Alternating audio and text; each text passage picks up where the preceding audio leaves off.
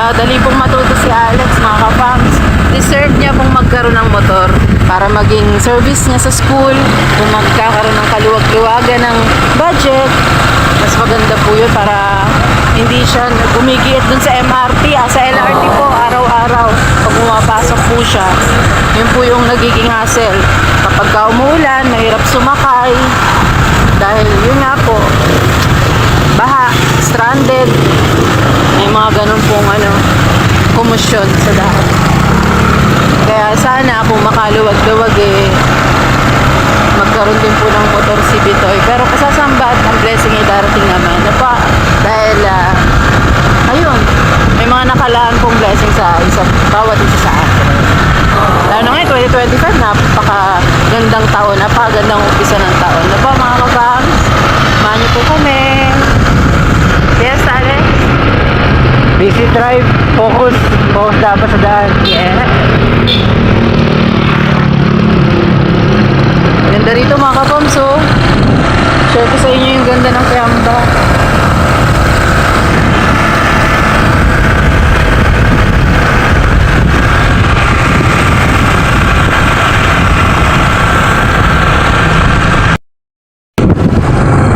Natatandaan mo yung daan natin?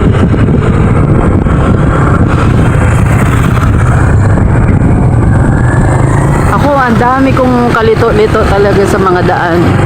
Ang dami kong lito. Pagkalimot. Magaan lang man akong angkas. Oo. Oo. Tapos ikaw parang magaan ka din magmotor. Maganda ba? Parang sabi lang. Hop. Pagka-crossing yan, nag-uusap yan. Pot-pot. Yan. Minsan hindi na tinginan na lang Pero mahalaga pa rin ang communication. Yung sounds, ilaw. Yan yung mga communication sa daan. Signboards.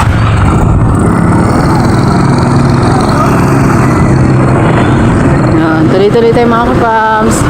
Alam mo naman pumunta ng palengke na. Siguro. Oo, para daan tayong bibiling ulam. Lapit na tayo mga ka-farms. Sa ating patutunguhan.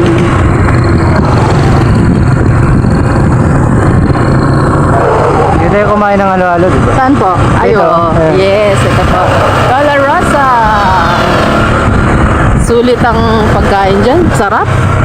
Sarap ng halo-halo nila. Magkaliwa tayo dyan, papasok dito sa loob.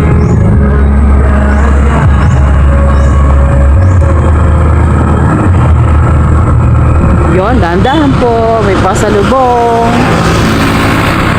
Yeah! Alam mo 7-Eleven dito? Oo.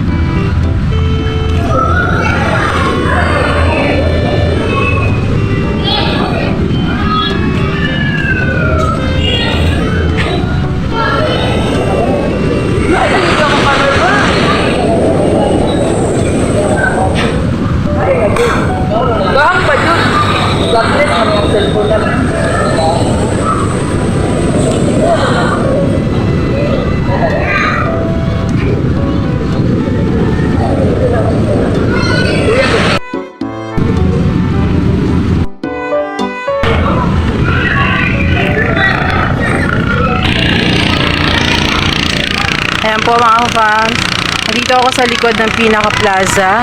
Makikita nyo po yung kanda ng park. Ito po, ang dami pong tao sa ganitong oras.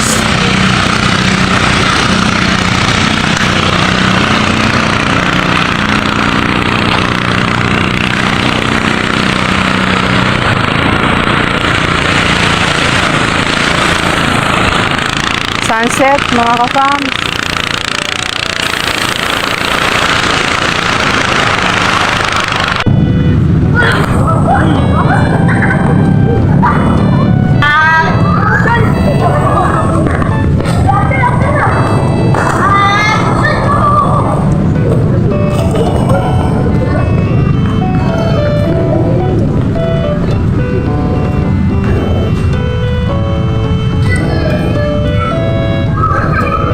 Uwi na tayo mga ka-farms.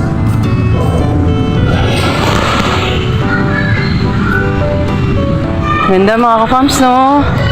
Ganda ng park dito. Kasama ko po si Alex po pala. Pero hindi na siya dito sumama sa loob. Kasi meron kaming dalang items na pinamali po namin. Kaya hindi po pwede siyang maiwan sa motor. At nakakatawa po no, na marunong na po magmotor si Alex.